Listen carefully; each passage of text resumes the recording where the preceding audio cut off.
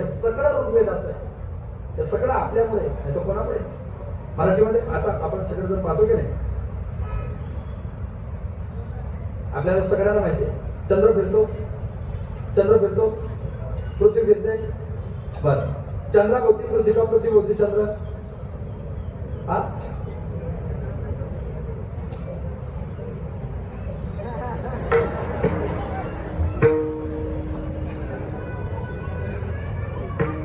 पण चंद्र मंगळाभोवती फिरतो का सूर्याभोवती?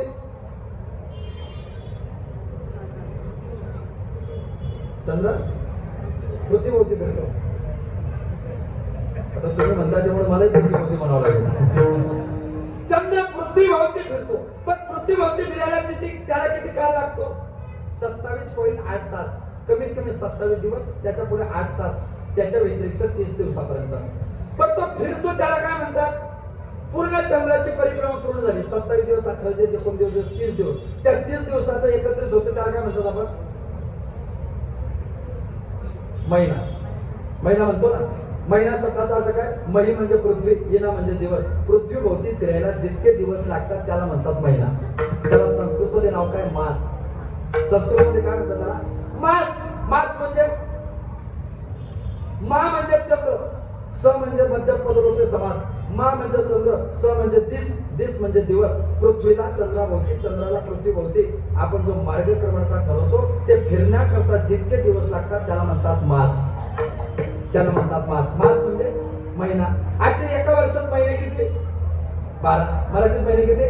12. मराठीत महिने 12, इंग्रजीत 10. मराठीत 12 आणि इंग्रजीत 10. कीर्तन कोणाचं? कीर्तन कोणाचं? तुमच्या कामाचं.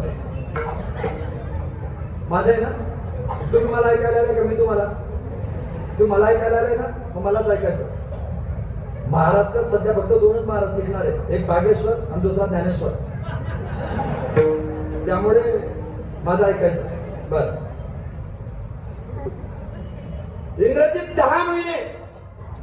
या ऐकलं नाही, फॅन बंद करायचं ते जाऊ द्या, पण येत ऐका.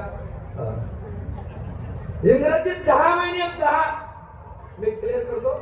जानेवारी, फेब्रुवारी, मार्च, एप्रिल, मे, जून, सप्टेंबर, ऑक्टोबर, नोव्हेंबर, डिसेंबर. I repeat. जानेवारी, फेब्रुवारी, मार्च, एप्रिल, मे, जून, सप्टेंबर, ऑक्टोबर, नोव्हेंबर, डिसेंबर. काय झालं? काय झालं? जुलै आणि ऑगस्ट सुटले. पण कोणी एक जन्म बरा आणि असं छातीवर हात घेऊन सांगा, जुलै आणि ऑगस्ट महिना आहे. जुलै आणि ऑगस्ट महिना आहे. बघा, सप्टेंबरच 7वा महिना आहे, ऑक्टोबरच 8वा महिना आहे, नोव्हेंबरच 9वा महिना आहे आणि डिसेंबर 10वा महिना आहे. हे संस्कृत मध्ये नाव आहे. सप्टे, सप्त 7, ऑक्टो अष्ट 8, नोहे 9, 9, देशे 10, 10. मग जुलै आणि ऑगस्ट कुठून आला? जुलियस सीझर नावाचा माणूस जन्माला आला. त्या जुलियसने त्याच्या नावाने एक नवीन महिना चालू केला, म्हणून तो जुलै महिन्यामध्ये आला. त्या जुलियसला एक पोरगा होता, बापसे बेटा सवय. जुलियसला एक पोरगा होता, त्याचं नाव तो ऑगस्ट.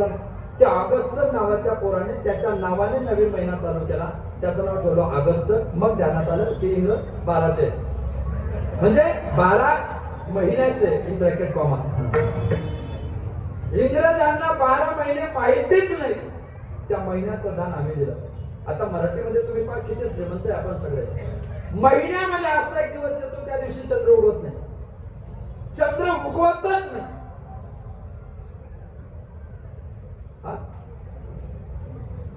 अमावस्या, त्याला संस्कृत आहे अमावस.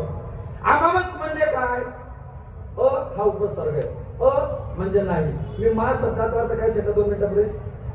मा म्हणजे मम्मी. मग पटकन बोलत जा. मला माझ्या कीर्तनात कनेक्टिव्हिटी कंटिन्युटी लागते. गॅप पडला की मला काही पण सुचतात. माझी पद्धत एकदा चालू झाली की जे विठ्ठलपर्यंत बिलकुल माझ्याकडे लक्ष ठेवायचं. एखादा म्हातारा माणूस आहे, त्याची तब्येत सिरियस आहे, त्याचा जीव लवकर जात नाही.